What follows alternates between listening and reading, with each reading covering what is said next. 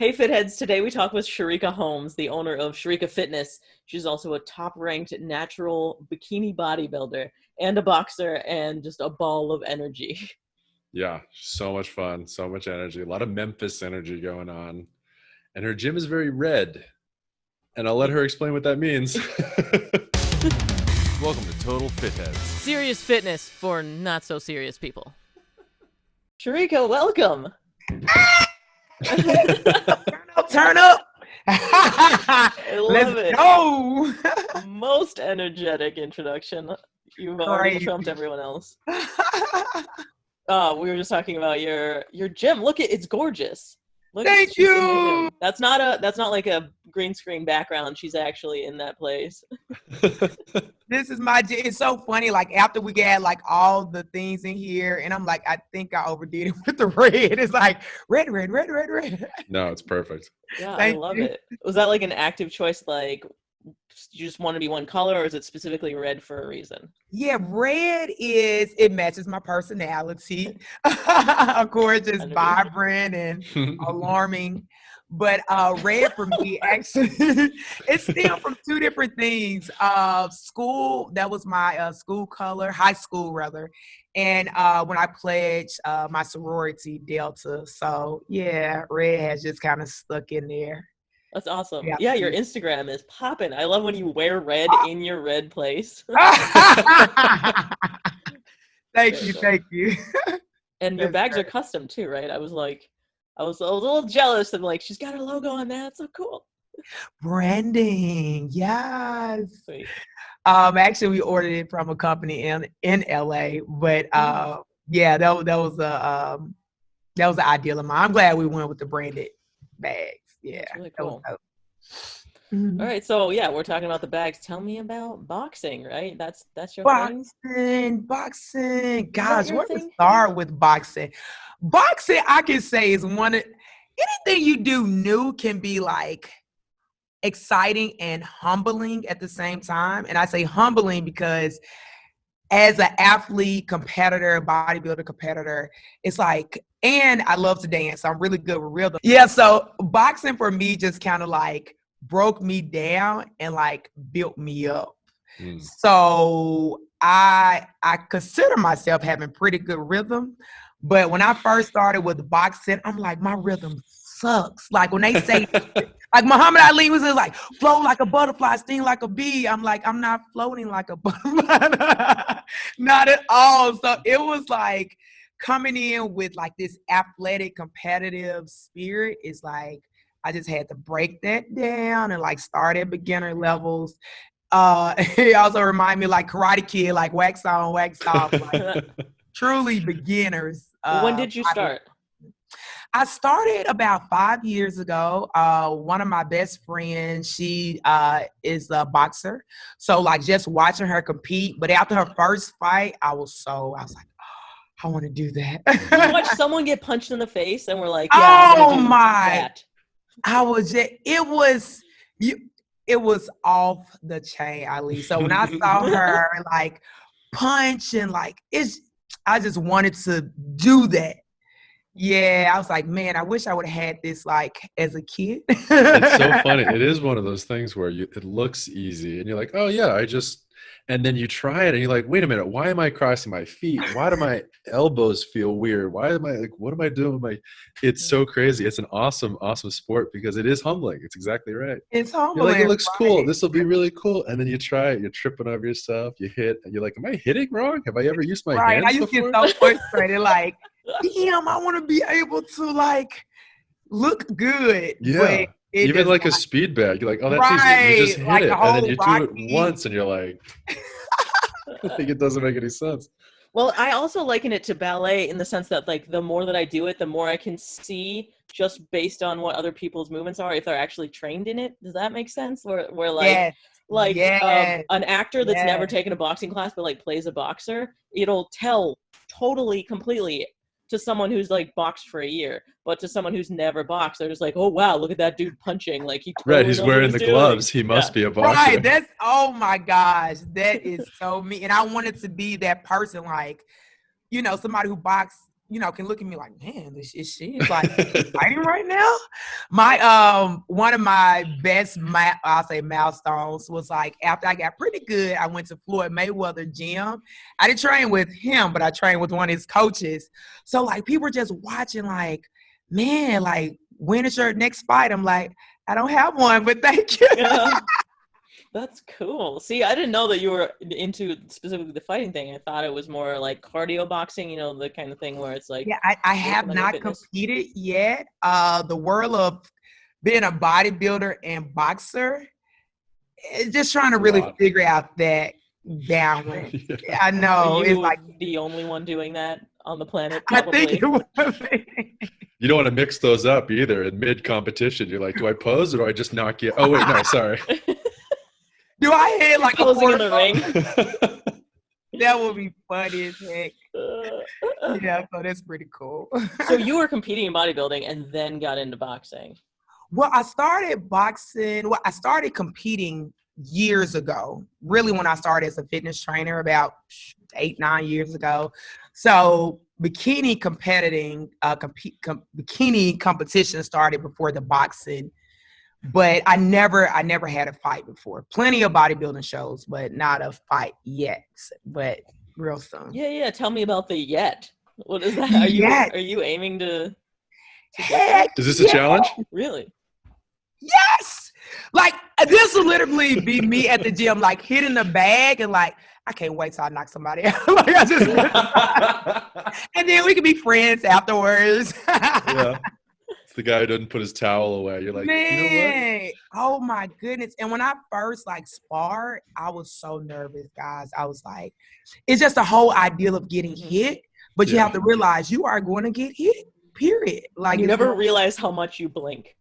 Like what? Yeah. Like you just have to like get rid of flinching. You have to gotta get rid of that. Right.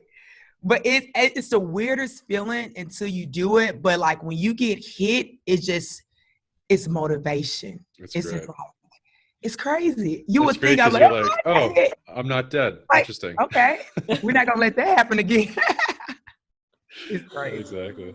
Well, and then there are times where it like sort of frustrates you if you're sort of falling behind and getting more beat up than you would sparring.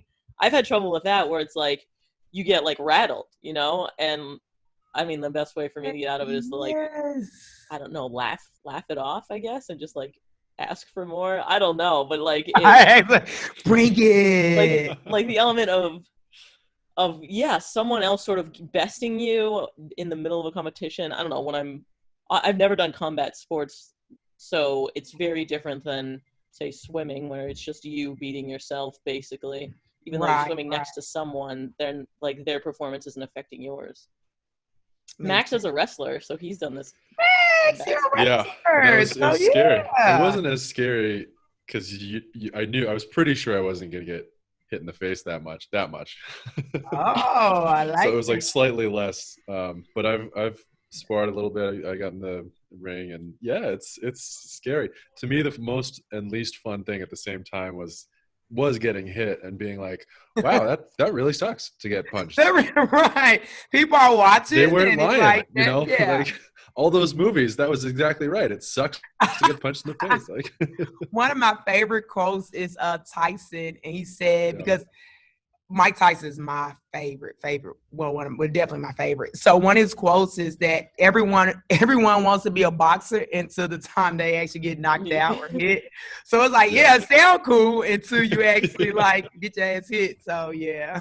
You just gotta be good enough not to get hit. That's all. There you go. You gotta be a Mike Tyson.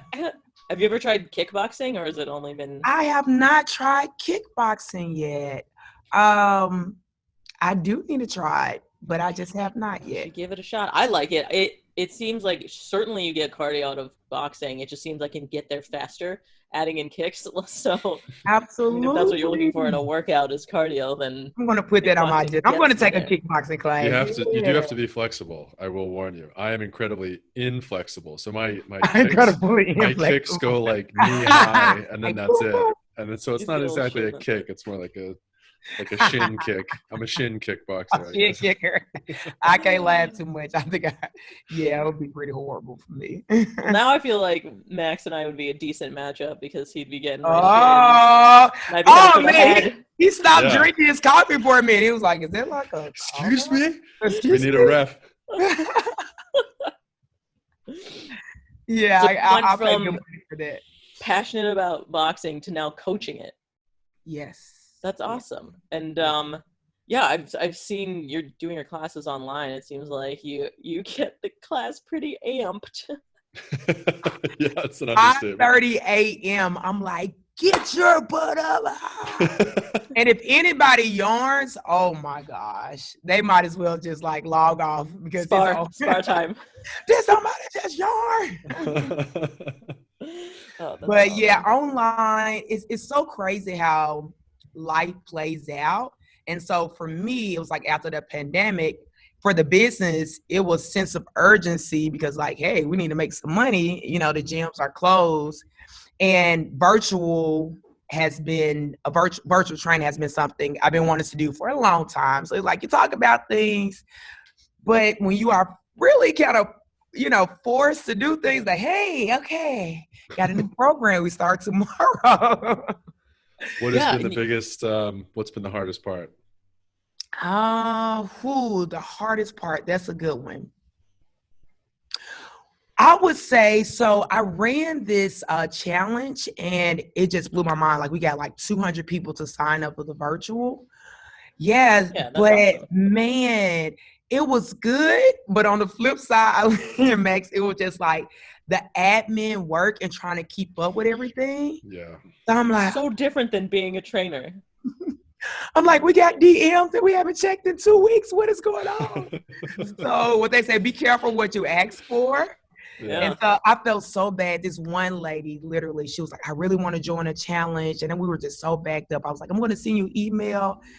I promised the lady the email. I totally fell asleep while trying to send the email. So the next morning, she was like, oh my gosh, I really looked up to you. You never sent me the email. I'm like, I promise you, I tried. The email's just the letter Z because you fell asleep on the keyboard.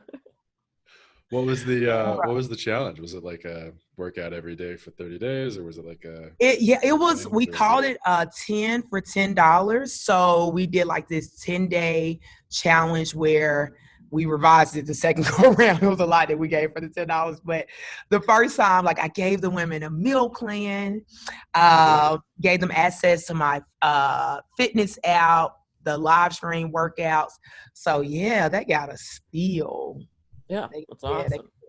So that it was great, but it was needed because although we gave a lot, it helped me to learn a lot. So it's like, oh, let's work on this, let's work on that. So it was a great learning experience. And yeah, here we are, like a whole gym and a virtual program now. So things are really going cool. great. And you have like an app, right? Yeah, I do have an app. It's Besh.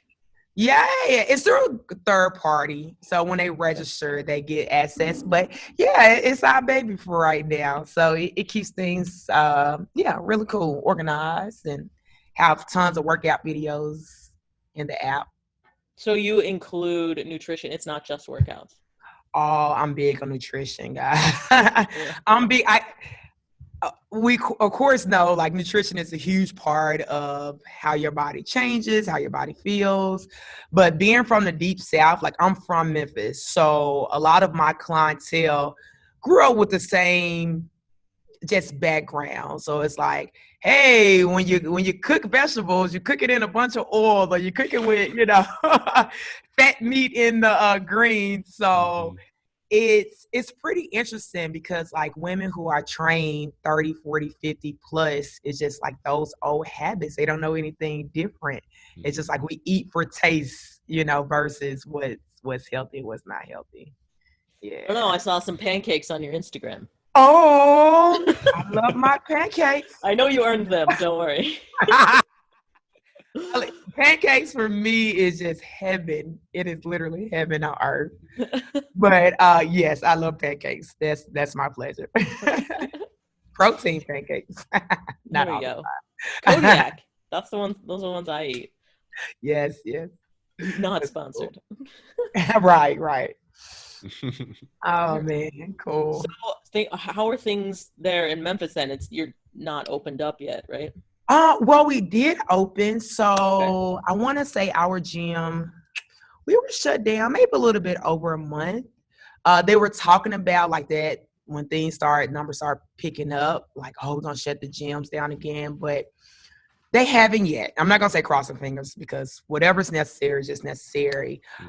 So gym reopened. A few of my clients, they were not active here, but they did contact COVID or maybe their spouse. But we are open, and really the best you can do is just take all the precautions necessary. Yeah, for sure. Are they doing restaurants and stuff there too? We are doing restaurants. So it's just, the setup is differently. Some places are not, I don't think maybe some restaurants you could dine in, so you can, but most places just pick up your food. People are starting to go out a lot more. I see more of the younger crowd. Like if I pass by like a younger club, it's packed. But I think, it's just like, what are these kids doing? It's like the whole parking lot is just crazy. But yes, our restaurants are open, and we're just trying to do the best that we can out here. Yeah, here we still don't have gyms open, so. Whoa. Yeah. But we have a lot of bars and restaurants for outdoor up. It's like they just made outdoor. They just took over any outdoor space that was near their restaurant, and they're like, "This is ours now. We're outdoors." It's like a bunch of folding tables in the middle of the street. Wow. So are you seeing a lot more people just outdoors working out, or outdoor gyms? Oh yeah, there's a gym I saw in West Hollywood area that they have like outdoor space, and they're still open. So I guess you can work out. Like your gym can be open if you have an outdoor space. There's a group I go to a park with the dog, and I sort of do push-ups or whatever out there. And there's a group that comes in and they have like their own, the heavy bag, but it's not a hanging bag. It's on a stand. Oh yeah, with the water. And they have barbells, and they have kettlebell, and they like rope off like a quarter of the park with your barbells. And they just go in, and they're just doing a full workout class. Or a full if I lived out there, that'd totally be me. Yeah. Like, we're about to bring some bags out here. Yeah, I mean, people are doing what they're doing. One guy had, he had like a big kettlebell, and he had a cable, and he threw the cable over a tree, and he's doing like, overhead extension because of the way the pulley system is working on the tree. And I'm like, what is this guy, Archimedes? Like, what's happening right now? Like, people are adapting. OMG, but that just goes to show you, man, you just have to make the best out of it. Yeah, for sure. How have you had to, when you're doing online class, have you had to reprogram for no equipment or little to no equipment? Yeah. So now that is the challenging part, because I'm so used to equipment, I could see all your cool stuff back there. Oh, thank you. So like, of course, the bags and the weights. So, and as a trainer, it's like, your mind is programmed, okay, they want to build muscle, we got to lift pretty heavy. But I just had to change my whole mindset of like, okay, I can't have just the women with an Olympic bar at home. I could, but hey, some of my women, it's just not going to be the best situation. I think the bar is going to be like on top of their forehead or something. It's like, no, no. Seriously. So that has been a challenge, and then of course, like getting equipment and like even dumbbells, it's crazy to like try to find something. It's hard, and the prices are like crazy. So that has been a challenge. So far, most of my women had dumbbells, but it was like 5-10 pounds. Yeah. So I'm so used to like heavyweight. I'm like, where's the heavyweight? Yeah, well, like, how do you, what's your ideas on that, like cardio versus like weight training versus like going heavy? Oh, guys, like, I love cardio. I know how beneficial cardio is, but I do not eliminate strength training. So for me as an online coach, it's like, hey, if we have 10-pound dumbbells, we're going to work with these 10. But as a trainer, you just get like really creative. And I focus like on high reps. It's no comparison though. And I think that's a myth that some trainers put out there. It's like what you can achieve, just say doing 200 pounds deadlift is what you can achieve with a thigh band. I'm like, no, you can't. That's a thigh band. No, you can't do that. How many reps? Good luck. And some people think that it's like, oh, I'm like, no.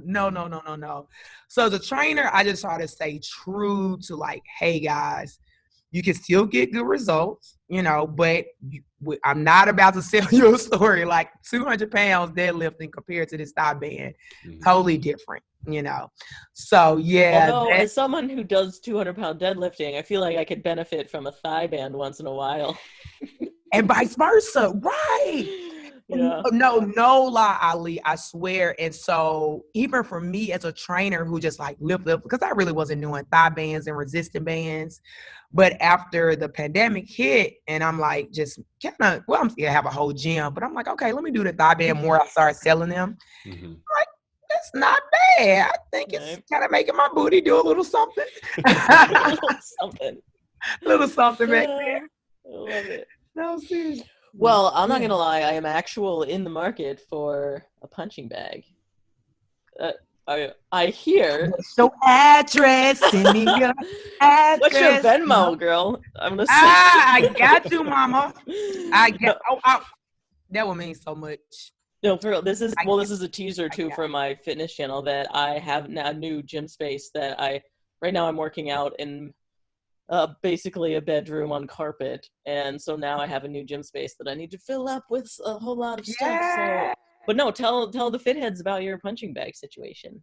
So the bombshell boxing bag, like I said, after the pandemic, it's like, okay, how can we create the same experience, the same like lit workouts that we have at the gym, but hey, we get to do it at the house.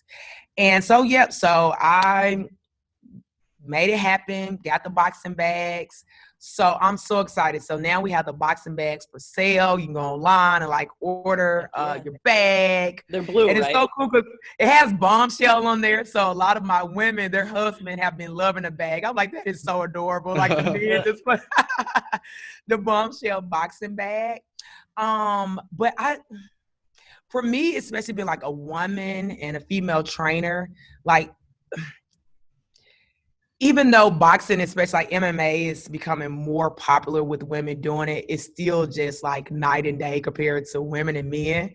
So like even for me, like going on YouTube, it's like, man, we need more representation of women, doing boxing, teaching boxing classes. So that alone just has me like super hyped. Literally, that gives me the motivation to like keep pushing my bags.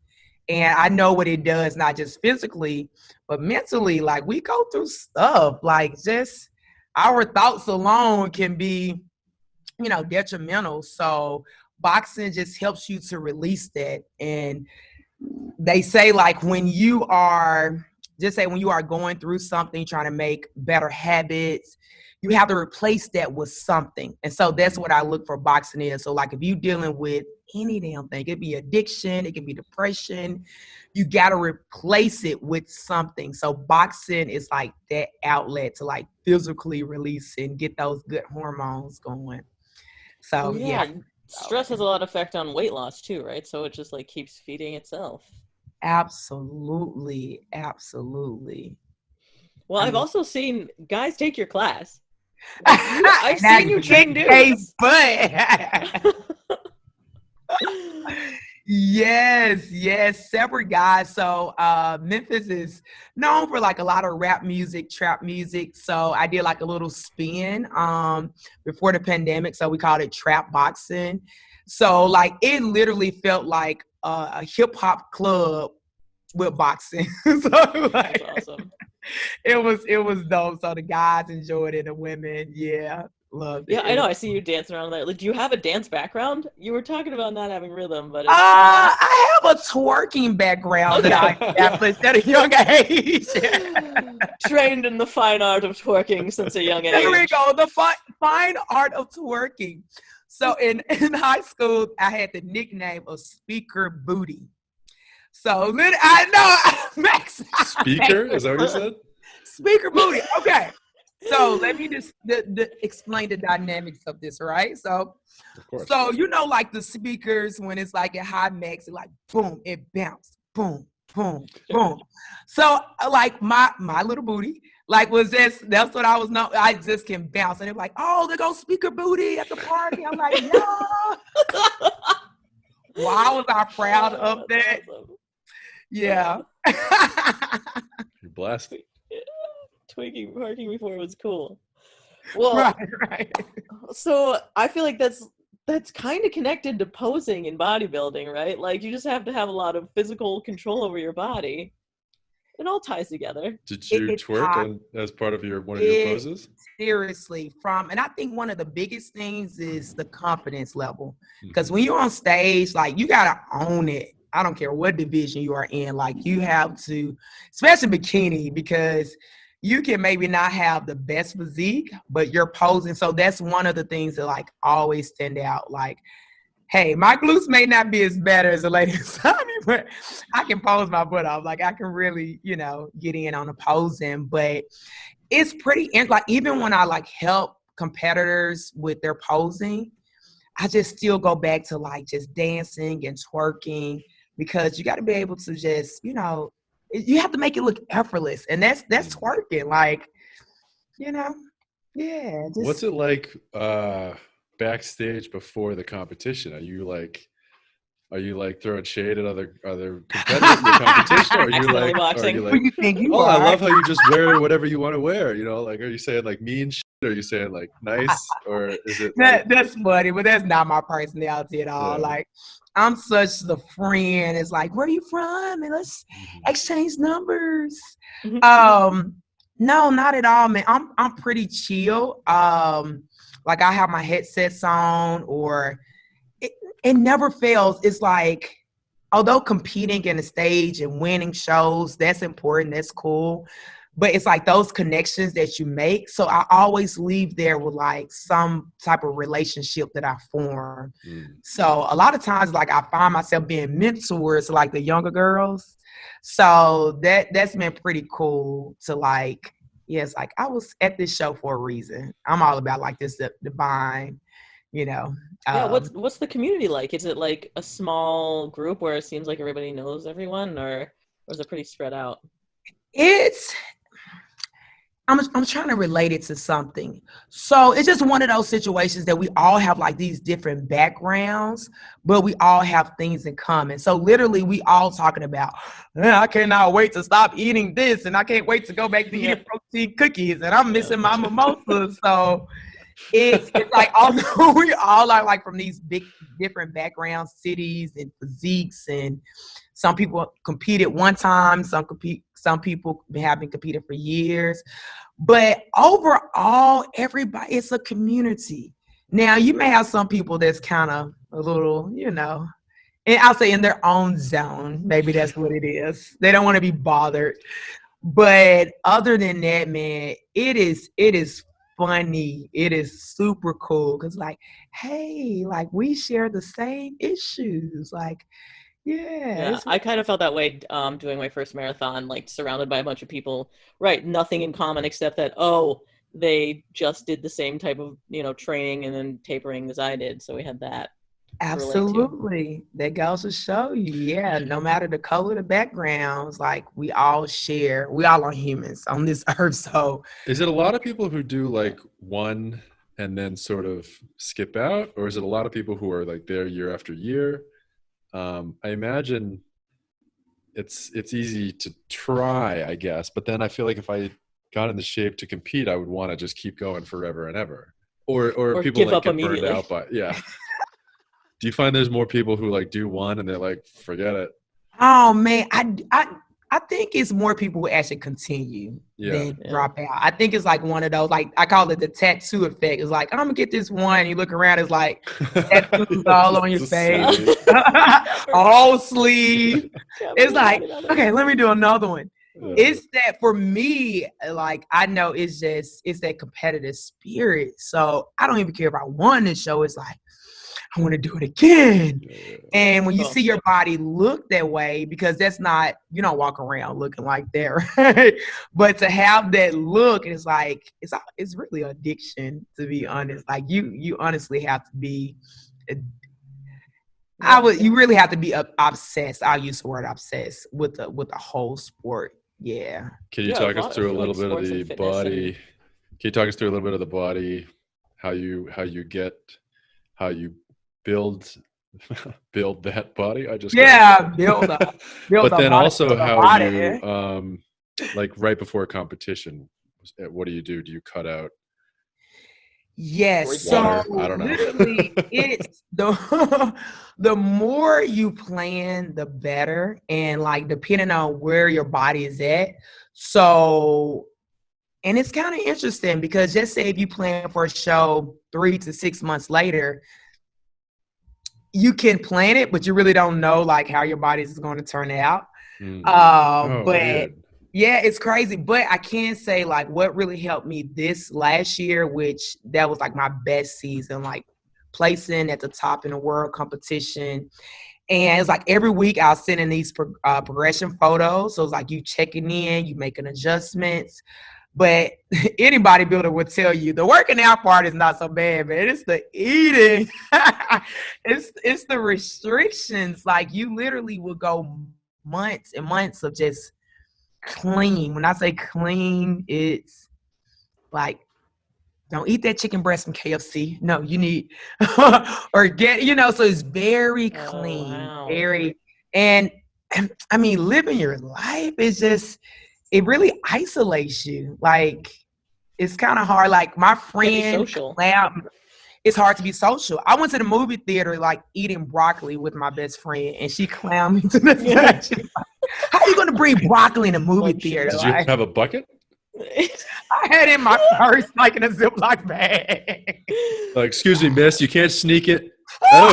Oh, yeah, go ahead. Do whatever you want. It makes you the weird person. It really makes you the weird person. And your friends get it, but at the same time, friends and family, they may not get it. It's like, oh, it's just a glass of wine or it's just a piece of cake. You're like, no, I can't do it. I will see that cake in 3 months on stage. Right there. But when I see it. So the eating regimen, I would say, is one of the most difficult, but you take your body, when I say extreme, you take your body to the extreme. Like, you're tired, you have to do, the closer you get to the show, the more intense. So you're doing like a lot more cardio. It depends, but the closer you get, it can get definitely more intense because you got to get down to like, sucked in, like no flap. You got to get tight, super, super tight, and really pronounce your muscles. So towards the end, it's like you can't drink energy drinks to do pre-workout. So like that's the part that sucks. Whoa. Wait, what? So just imagine no carbs. No pre-workout. Wait, why? For 3 hours. Wouldn't that just make you pee out all of the carbs that you weren't eating? I don't understand. What does pre-workout do? It's like you just want it. But you know what? In bodybuilding, it's one of those things where it probably is not even that bad. But it's just like, that's the code to bodybuilding, Yeah. So, and that's what we do. That's what we do. Who does pre-workouts? Does Kai Green do pre-workouts? It was like, I don't know. I have no idea. And then you don't want to go against your coach. And then on stage, like, I told you. So, yeah, some stuff like, okay, let me just follow my coach's instructions. And, but you're like a zombie, man. But on stage, it looks amazing. But my clients, gosh, and they see me and my face goes inward. So, like, it's, like, really sunk in. It looks crazy. Yeah, on stage, it looks amazing. But, yeah. Just like sculpting your whole body in every way possible. Yeah, and you go through the water depletion. I think you were asking closer to the show. So like the water depletion is not so bad. It's like the water loading. It's like maybe 2 gallons of water for me is like. Yeah. So yeah, and then you have to cut. And by the stage time, as long as you have, build that lean muscle and you follow the plan, you'll look amazing. Wow. And so then what about when you step off the stage? Just immediately McDonald's? Water. I'm like, everybody's like, where's the cake? I'm like, where's the damn aqua? Where's the water? Poland Springs. Wow. Water. Evian. That's all I want. I just want to hydrate. That's it's crazy. You're right. So, like I was saying about like ballet and boxing, like once you can see like the movements, like how trained someone is. Is it the same way with bodybuilding? Because I just see people posing. I'm like, yeah, they all look really impressive. Like, and nothing. Like I can't tell the details of poses or body shapes. When you compete, like you get it down. Like you can literally look at someone's outfit, their hair, their posing, of course their physique, and like, oh, that's first place, that's second place. But sometimes it gets, it's so cool.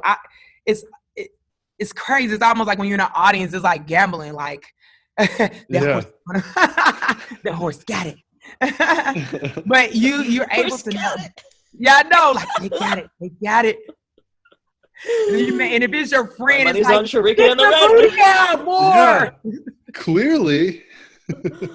Wow. Yeah. You're able to like pick it out. But I mean, sometimes it can get really competitive. Like, I don't know, maybe with the first and the second. But other than that, it's clear. It's clear. Yeah, I didn't even think about like hair and outfit has something to do with it too. Oh, that hair, outfit, tanning. So many people mess up on tanning. Do you tan? And what does everybody? I thought the same thing too, Max. I'm like, y'all kidding? We're gonna put some baby oil on this. I thought you just do a spray or whatever. You sitting in a tanning booth? Well, not a tan. It's a spray tan. It's a spray tan. Okay. It just makes everything even. Or do you spray like right here and then like down here and here, just like a stencil, strategic spots.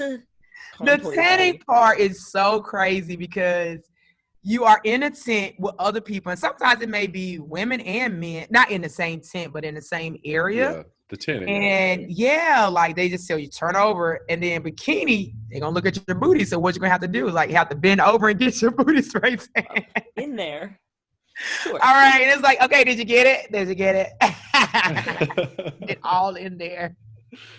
Wow. So someone else is doing it for you, or do you have like a tanning person that joins? It is two options. So my last show when I did the World Championship, the international one, I did it myself. Well, actually, my mom, she's so sweet. So she's like, "Come on, baby." So sometimes I have, but it's a really good company out there that has a spray tan line, and it looks really good. Yeah. Allie, have you ever gotten a spray tan? Yes. When I was the NHL cheerleader, we got them for free, and it was like highly encouraged that we be tan. So I did. I went. But like, yeah, it was like. So you had a spray tan in Pittsburgh in January? Yeah. Okay, just double checking. And blonde, sun-kissed hair as well. I bet it was gorgeous, honey, gorgeous.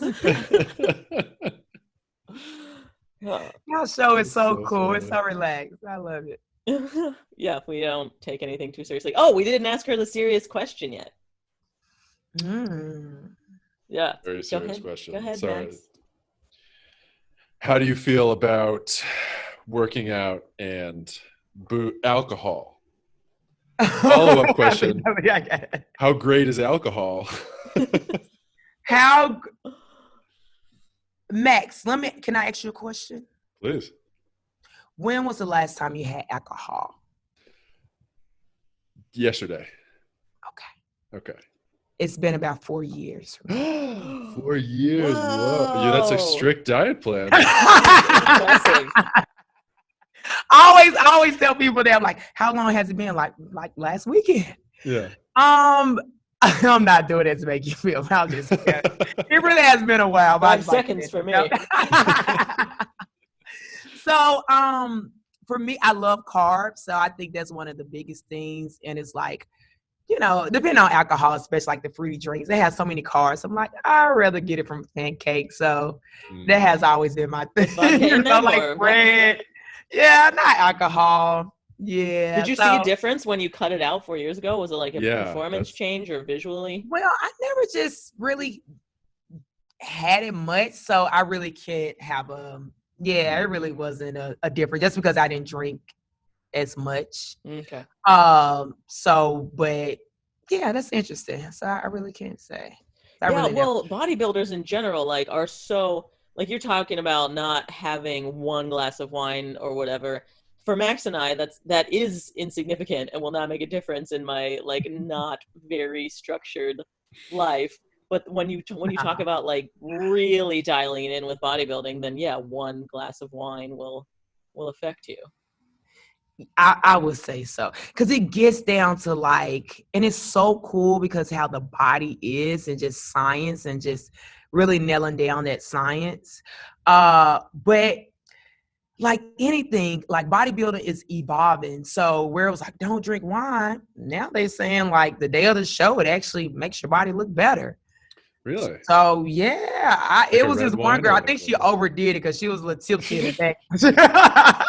I was like, I don't think. Well, but it's also probably she hasn't been eating anything. She's got no water in her system. I mean, I'm sure after she opens a bottle and gets drunk. Yeah, right. I mean, like she was truly tipsy, like backstage. So it's evolving. But yeah, no alcohol. I'm impressed. I guess. More for me. Thank you. Yeah, more for Oh yeah, so we talked about how like COVID is affected there in Memphis. Are there still protests going on? Nothing really lately as far as protesting, just being active on social media. Mm-hmm. But really no protesting lately. Yeah. So you are staying active with the Black Lives Matter movement? Absolutely. We talked about it before recording, and I know you wanted to get into it. Absolutely. Everybody has their own experience, you know, as a Black person. For me, it's like it's going full circle. And I'm saying that because, like, as a kid, my mom is like this huge activist. She's really big on protesting, like, so literally I have pictures as a kid protesting with my mom. I didn't know what I was saying, but it was just like, you know, so we're standing in front of, because it's the Civil Rights Museum where Martin Luther King was assassinated. So we have photos like standing in front of there, like her protesting, and I'm holding up signs. So for me, it's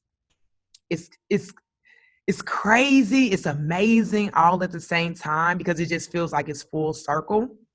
And just having these talks with my mom, like, I mean, it has been times I have been in tears, like, because I know she has fought so hard, just personal stories of racism. So just for us to like have those intimate conversations and where to start, but it hits home. Like a few years ago, my mom, crazy, I'm trying not to go into like a long deep story, but she was arrested, and it was so unfair with what the police did, and they accused her and a friend of having like drugs in the house. Come to find out, it was not even drugs, it was like bath salt. Crazy. And the way that it happened, like her friend house alarm went off, so the police instead of them, like, once they got to the house, like, oh, you know, everything is cool, like, well, let's go in your house, no warrant, let's just go in your house, and just start like checking stuff. It was crazy. And at the time that my mom was arrested, my grandmother was terminally ill. So my mom was taking care of my grandmother. So my grandmother passed while my mom was locked up. So like this whole experience, it's like, that's not, it's like you wouldn't have did that if they were white, so it, like I said, for me, just as a kid, just full circle, like seeing all of what my mom has stood for. And I shared a lot on my social media page, but even with our own race, it's like, I feel like now we are coming more together. And I'm dark skinned. So growing up as a dark skinned child, even with my own people and race, like, oh, you dark skinned and black is not beautiful. And, and you got to be light skinned with like pretty hair. So I grew up like thinking black is ugly. It's crazy. I know it is.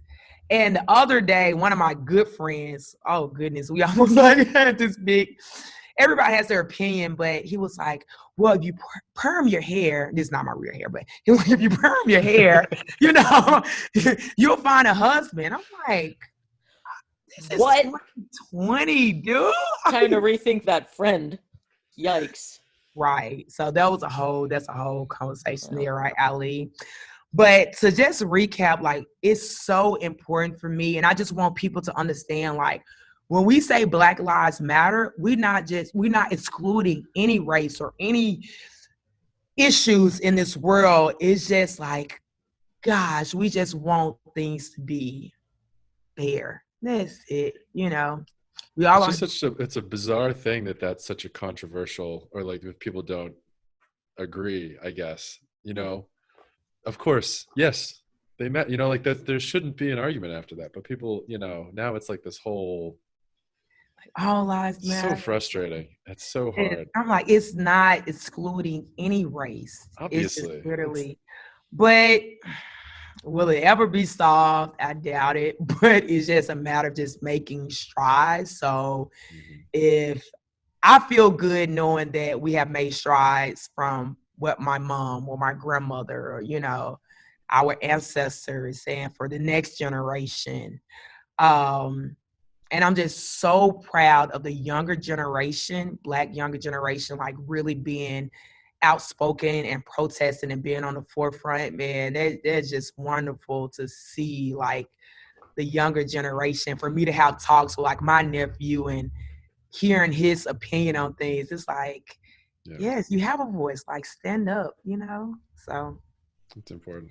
It's also kind of nice. I mean, maybe this is just my sheltered experience, whatever, but it feels like the people who are like the younger generation, that's exactly right. They all sort of feel that same way, that we should all have equality and treat races equally and treat everyone equally, blah, blah, blah. And the people on the other side seem like they're just old guys, old white guys. Right. Clock's ticket, I'm sorry. Man, that's a good way to put it. I hope you're right. Just get out of here. No. But yeah, what they say, be the change you want to see, man. At the end of the day, we can't make anybody else do anything, but we just have to lead by example.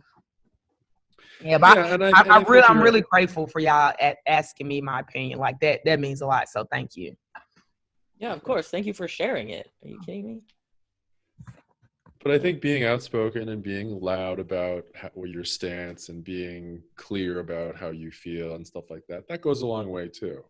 And sort of letting people know that, this is important to me. Maybe I'm not a political news anchor, but, I have experiences in this country and this community and whatever.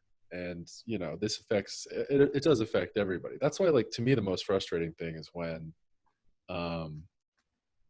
like, people get mad about basketball players or football players. They're like, I just want to watch a game, man. I don't want to hear about your like political issue. I'm like, dude, that's not a political issue. That's this person's life. And right, you're wanting them to entertain you, whether I applaud basketball or whatever. I'm like, use your platform. You have to. And sports is somewhere where it's very diverse. We can come together with sports and music and art, but I applaud them. Like, use your platform, because if you guys don't, then it's not making it better. So yeah. But hey, Sports is a weird one too, because it feels like, I mean, this is going to sound super stupid. So just get ready, strap in. When you're on, it's pretty hard to be a racist person when you're on a sports team, because you're kind of like, well, you know, that black guy, white guy, like I have to depend on him for me to, you know what I mean? You don't see color. You don't. It's a great equalizer. It introduces you to other people from other backgrounds or whatever. It's weird that sports is not a bigger drive to, I don't know, connect more people, it feels like. It's the integration part of it. That's not a crazy question. I feel it's like we can sit in the stands, different races, and we can be on the same team. You can have this black coach teaching a group of white kids or vice versa, and we don't see color at that moment. Oh yeah, and it's not even down to the people playing, it's also the people appreciating it, right? Right. We don't see it. You know, we just see like it's about go blue, go red. Yeah. Like, who cares black or white? I'm talking purple and whatever my, you know. Love it. Oh man, good stuff. Good stuff. Well, thank you so much for chatting with us. This was awesome. I loved it. And oh man, Ali, thank you so much. Thank you, Max. And it goes to show you, like, literally from that event. And we didn't meet like out, like when it was an event. We were just like at the gym. In the gym after, yeah. And I'm like, this girl ass. In my head, I'm like, damn. See, everyone, it's not a filter. She saw me in person. It's real. Girl. I'm like, I think I'm like stalker. I'm like, no, I have some. That's so funny. And somehow, somewhere we spark. I think I was like, do you have a tripod? Oh yeah, I forgot about this. Okay, to fill in the people listening, the fit heads, we met at a fitness event. So all day it was different workouts that you could go to, and I actually ran into her at the gym lifting. We did all those events and then still went to the gym and met there, which is really funny. But she was like filming. I was like, do you want, like, I tried to film for her, then I let her borrow my tripod. Like, it was very clear that we're all just killing the gram.